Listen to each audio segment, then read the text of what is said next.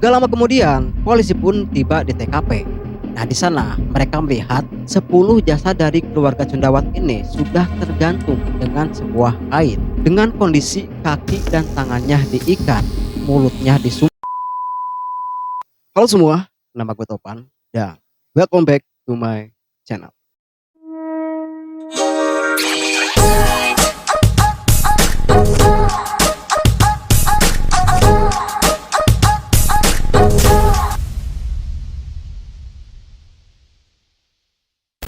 Pada tahun 2018, India, tepatnya di kota Burari, New Delhi, sempat digegerkan dengan kasus yang bisa dibilang sangat aneh banget nih, Mak. Di mana ada satu keluarga yang beranggotakan 11 orang, mulai dari nenek, ayah, ibu, anak, paman, bibi, sampai cucunya ditemukan sudah tidak bernyawa dengan kondisi yang sangat mengenaskan di dalam satu rumah. 10 diantaranya itu ditemukan di dalam satu ruangan dan satu lainnya itu ditemukan di ruangan yang berbeda. Kalau kalian berpikir mereka meninggal mungkin karena keracunan makanan atau semacamnya gitu ya. Nah, kalian salah besar, Mak. Karena jasad mereka itu juga ditemukan dengan kondisi yang sangat aneh, Mak. Di mana 10 jasad yang berada di dalam satu ruangan tersebut itu ditemukan dengan posisi tergantung. Sedangkan satu lainnya itu ditemukan terbaring di kamarnya dengan bekas luka cekikan pada lehernya. Kejadian tragis tersebut itu dialami oleh keluarga Cundawat atau Cundawat Family. Nah, peristiwa ini itu juga dikenal dengan Burari Death. Nah, sebenarnya nih, beberapa kasus mirip seperti ini itu juga pernah terjadi di Indonesia ini, Mak.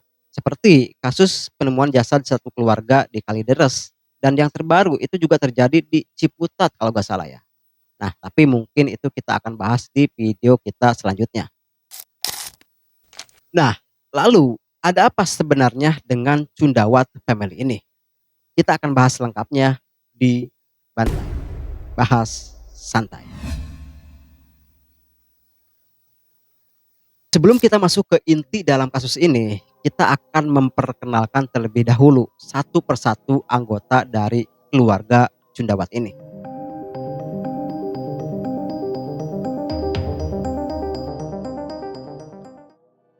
Keluarga Cundawat atau keluarga Bopalsing itu terdiri dari 11 anggota keluarga, yaitu Narayani Devi yang berumur 80 tahun. Anak pertamanya yang bernama Batia 57 tahun. Anak ketiga bernama Bupnes 53 tahun dan istrinya bernama Sapita 50 tahun. Anak keempat bernama Lalit 47 tahun dan istrinya bernama Tina 43 tahun. Lalu ada 5 cucu dari Narayani Devi ini, yaitu Priyanka 33 tahun, Nitu 25 tahun, Meneka 22 tahun, Dhruv 15 tahun, dan Shivam 15 tahun. Nah, jadi mereka semua tinggal di dalam satu rumah dengan 2 lantai. Nah, lantai pertama itu digunakan untuk membuka sebuah toko sembako dan lantai 2-nya itu buat mereka semua tinggal gitu, mah. Nah, jadi bisa dibilang nih kalau mereka itu tinggal di sebuah ruko. Sebelumnya, keluarga Bopalsing ini tinggal di satu daerah bernama Tohana. Salah satu daerah yang terkenal dengan pertaniannya, mah. Dan penghasilan utama mereka di sana pun itu adalah dengan cara bertani. Tetapi pada tahun 1989, Bopalsing yang merupakan suami dari Narayani Devi ini itu memutuskan untuk menjual semua lahan pertaniannya dan memutuskan untuk pindah ke kota New Delhi. Nah, Bopalsing ini itu dikenal sebagai orang yang sangat baik. Dia sangat dihargai dan sangat dihormati oleh semua anggota keluarga lainnya. Nah, intinya bisa dibilang kalau semua keputusan keluarganya itu ada di tangan dia, Mak. Makanya saat Bopalsing ini memutuskan untuk menjual semua lahan pertaniannya, semua anggota keluarganya itu gak ada yang protes gitu, Mak. Lalu dari situ Bopalsing ini mengajak istrinya Devi dan anak bungsunya yang bernama Lalit untuk hijrah ke kota New Delhi. Dan gak lama, beberapa tahun kemudian, anggota keluarga lainnya itu juga ikut menyusul ke sana, Mak. Nah, alhasil keluarga Bopalsing ini yang beranggotakan 12 orang tinggal di satu rumah di Burari, New Delhi. Di sana keluarga Cundawat ini itu dikenal dengan keluarga yang sangat rukun, sangat ramah, harmonis, berpendidikan, religius, dan memiliki kehidupan yang sangat mapan secara finansial. Sampai-sampai keluarganya tersebut itu bisa dibilang menjadi panutan lah gitu ya oleh warga-warga sekitar. Menantu-menantu dari Bopal Singh dan Narayani Devi ini pun itu dikenal sebagai orang yang sangat baik dan sopan banget gitu mah. Ditambah nih kelima cucunya, terutama cucu yang laki-laki yaitu Dhruv dan Sipam. Mereka berdua adalah anak yang berprestasi di sekolahnya mah. Pada tahun 2004, kejadian naas sempat menimpa Lalit, di mana dia tuh hampir kehilangan nyawanya di tempat dia bekerja. Jadi, dia tuh sempat bekerja di salah satu perusahaan pembuatan triplek gitu, Mang. Nah, di sana mungkin karena ada gesekan sama rekan kerjanya nih. Dia sempat didorong ke sebuah gudang sampai akhirnya dia pun pingsan di sana, Mang. Lalu, rekan kerjanya itu pun itu membakar gudang tersebut, Mang. Dengan harapan si Lalit ini itu juga bisa ikut terbakar di sana gitu ya. Nah, tapi untungnya dia itu keburu sadar dan langsung menyelamatkan diri dari gudang yang terbakar tersebut. Tapi dari sana dia itu harus kehilangan suaranya, Mang. Nah, jadi semenjak kejadian itu Lalit ini langsung gak bisa bicara. Sebenarnya pihak keluarga Lalit ini itu sudah mengetahui dalang dari kejadian tersebut. Tapi mereka itu lebih memilih untuk diam dan membiarkan si pelakunya itu. Bahkan saat ditanya sama tetangga-tetangganya mengenai kenapa Lalit ini bisa sampai kehilangan suaranya gitu ya. Keluarganya itu pun kayak selalu ngeles dan langsung mengalihkan pembicaraan gitu mah. Mereka lebih memilih tidak membahas masalah tersebut. Jadi intinya mereka itu tipe-tipe keluarga yang gak mau memperpanjang masalah gitu Mang. Jadi ya udahlah biarkan Tuhan saja yang membalas perbuatan mereka gitu Mang. Yang penting nih Lalit juga kan udah selamat gitu ya. Ya walaupun harus kehilangan suaranya. Lalu pada tahun 2007 ayahnya atau Bopal Singh ini itu meninggal dunia karena penyakit yang dideritanya. Nah, semua anggota keluarganya itu sangat terpukul atas kehilangan orang yang mereka cintai, terutama dengan anak bungsunya si Lalit ini. Setelah Bopal Singh ini meninggal gitu ya, mereka pun melakukan doa bersama untuk mendiang ayah dan kakek mereka. Nah, pada saat doa bersama ini, di sana tiba-tiba si Lalit ini mengeluarkan suaranya. Nah, hal ini membuat semua keluarganya terheran-heran sekaligus bahagia gitu ya. Karena ya selama 3 tahun ini Lalit ini gak bisa bicara Mang. Terus di sana tiba-tiba Lalit ini bisa bicara lagi. Dia berkata nih, kalau dia bisa bicara lagi itu karena ayahnya. Nah, dia mengaku kalau dia sering didatangi mendiang ayahnya lewat mimpi. Bahkan katanya nih, tubuhnya juga itu sering dirasuki roh dari ayahnya tersebut. Ketika dia dirasuki oleh roh ayahnya, dia tuh sering memberi nasihat-nasihat dan tuntunan-tuntunan untuk semua keluarganya. Mulai dari cara berperilaku, usaha apa yang harus dilakukan, bahkan makanan apa yang harus mereka konsumsi. Jadi setelah kematian ayahnya nih, Lalit inilah yang seolah-olah mengambil alih perannya. Dan dipercaya nih, kalau ayahnya itu masih memberikan nasihat-nasihat dan tuntunan-tuntunan kepada keluarganya melalui si Lalit ini.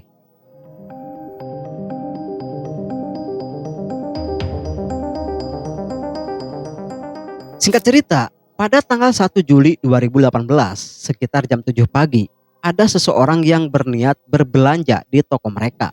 Tapi di sana dia pun heran karena sampai pada saat itu tokonya tersebut itu masih belum buka juga. Karena dia itu salah satu pelanggan tetap gitu ya. Dia pun tahu tuh biasanya toko tersebut itu sudah buka dari jam 5 pagi Mang. Dan selama ini tokonya itu pun belum pernah libur. Lalu dia pun bertanya kepada salah satu tetangganya, kenapa toko itu masih belum buka juga sampai jam segini? Apa mereka kesiangan atau gimana gitu ya? Nah, di sana dia pun mencoba menelepon mereka, tapi setelah dicoba berulang kali, gak ada jawaban dari mereka, Mang. Melihat pintu sampingnya sedikit terbuka, si tetangga itu pun itu memutuskan untuk masuk ke dalam dengan niat memberitahu kalau ada orang nih mau belanja gitu, Mang. Setelah masuk, tapi kok sepi banget gitu, Mang. Nah, dia pun mencoba naik ke lantai 2. Nah, di sana dia pun dikagetkan dengan pemandangan yang tidak biasa. Karena begitu, dia pun langsung berlari lagi keluar sambil berteriak. Nah, sontak hal itu pun mengundang tetangga-tetangga lainnya yang penasaran, ada apa kok rame-rame gini gitu ya. Nah, di sana lalu mereka pun ikutlah naik ke lantai 2 rumah tersebut, Bang. Di sana mereka melihat secara sekilas ada beberapa jasad yang tergantung di sebuah ruangan. Tapi mungkin karena gak mau merusak TKP nih, mereka pun langsung turun lagi, Mang.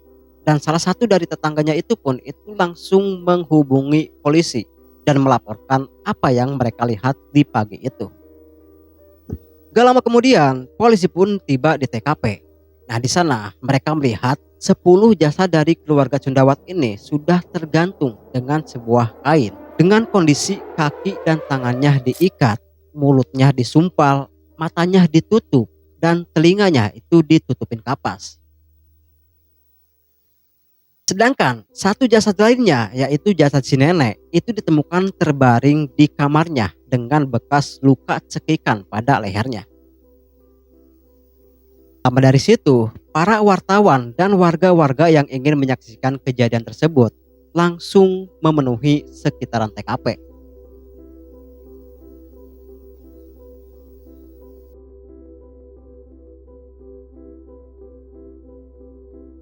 Pada awalnya, kasus ini pun diduga sebagai kasus pembunuhan dan perampokan.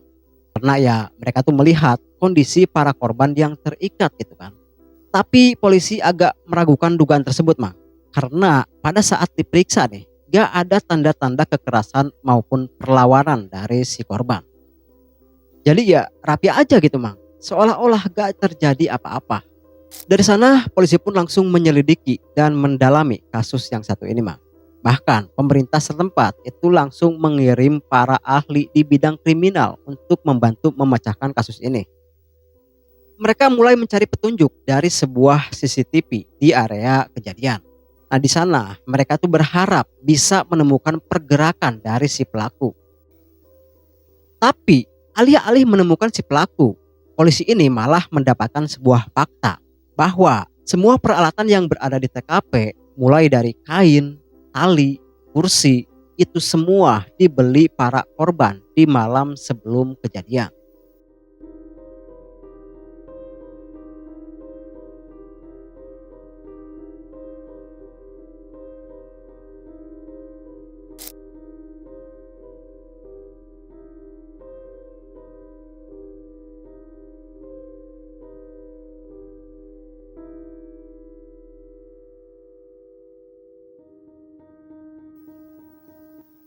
Jadi bisa disimpulkan nih, kalau mereka itu sudah merencanakan kematian mereka, dan artinya ini adalah satu kasus bundir massal. Tapi apa motif dari semua itu? Sampai-sampai nih anak berusia 15 tahun pun ikut melakukannya, Mang. Nah, polisi terus menelusuri secara detail dan memeriksa semua apa yang ada di rumah itu. Alhasil, mereka menemukan sebuah petunjuk berupa beberapa buku catatan atau buku diary yang menuliskan tentang apa yang sebenarnya terjadi pada keluarga Cundawat tersebut. Dan diketahui kalau buku catatan tersebut itu ditulis oleh Lalit. Di sana polisi pun langsung membawa barang bukti tersebut untuk diteliti lebih lanjut lagi.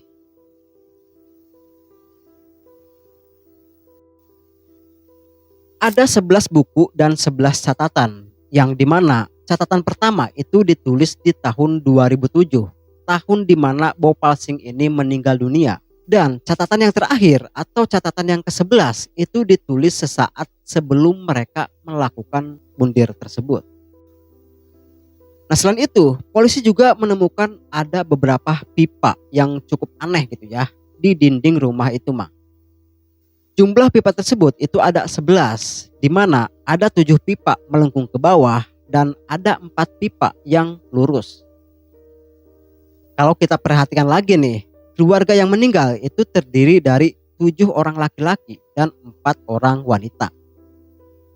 Dan kalau pipa-pipa tersebut itu dibalik gitu ya, formasinya itu mirip banget dengan posisi keluarga tersebut saat mengakhiri hidupnya, Mak.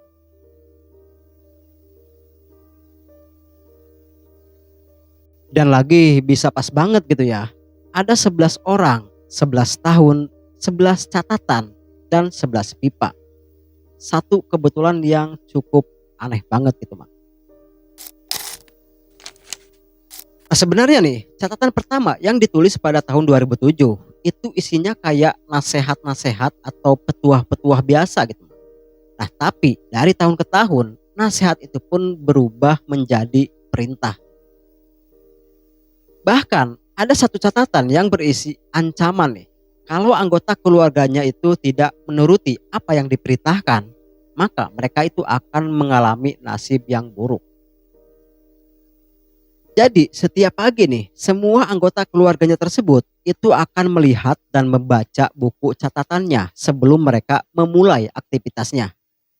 Apa yang harus mereka lakukan, apa yang nggak boleh mereka lakukan, makanan apa yang harus mereka makan pada hari itu. Pokoknya semua sudah tertulis di buku tersebut. Dan sebenarnya nih, sebelum kejadian ini terjadi gitu ya, keluarga mereka itu sempat mengadakan sebuah pesta dalam rangka acara pertunangan Priyanka dengan seorang laki-laki. Nah, di sana semua anggota keluarganya itu pun itu terlihat bahagia gitu, Mang. Bahkan mereka itu sempat mengumumkan kalau mereka akan mengadakan acara yang lebih meriah lagi pada saat pernikahan berlangsung yang akan dilaksanakan pada akhir tahun 2018 mendatang.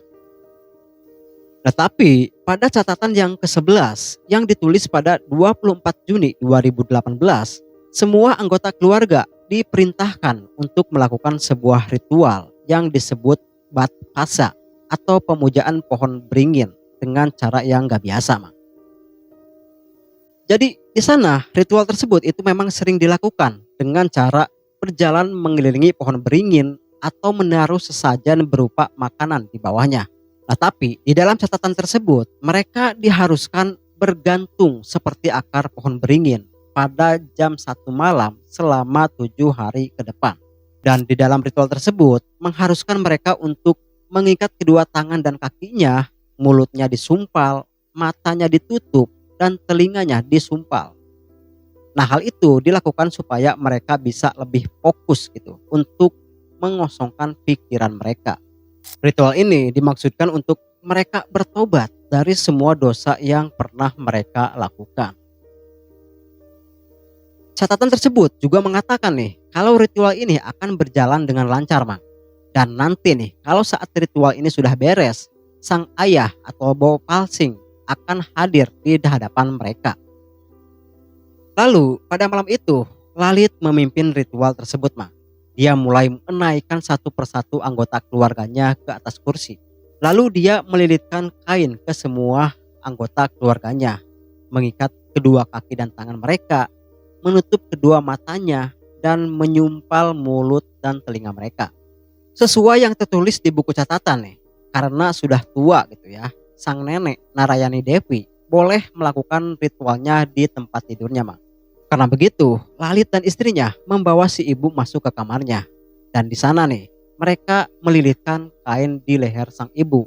Lalu mereka menariknya sampai kemudian si ibu pun meninggal dunia. Lalu setelah itu, Lalit dan istrinya kembali ke ruang tengah. Dan di sana dia mulai menendang satu persatu kursi yang menyangga kaki dari keluarganya tersebut. Sehingga mereka pun benar-benar tergantung. Dan setelah semuanya meninggoy gitu kan, nah akhirnya barulah si Lalit ini dan istrinya melakukan ritual dengan cara yang sama.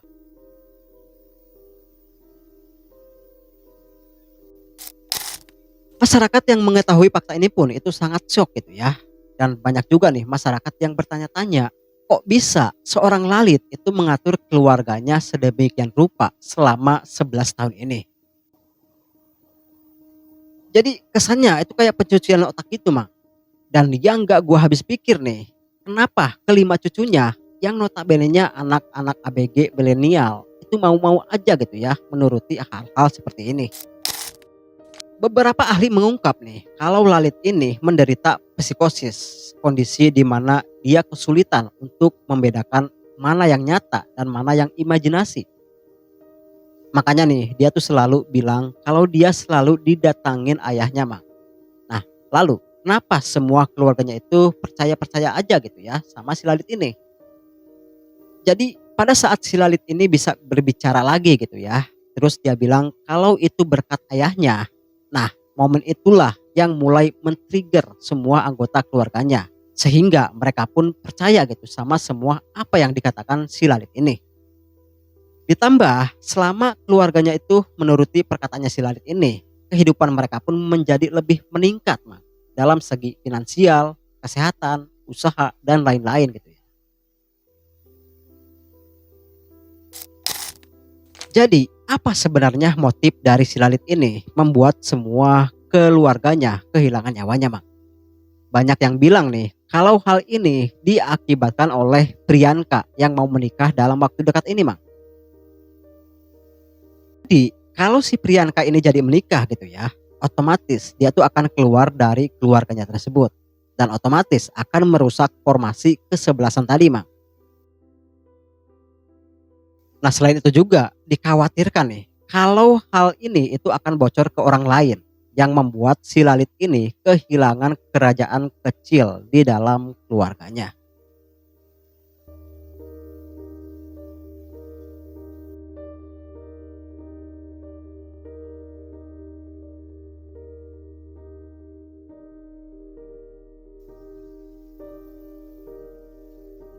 Dan itulah kisah dan misteri mengenai Cundawat Family atau Buraridin.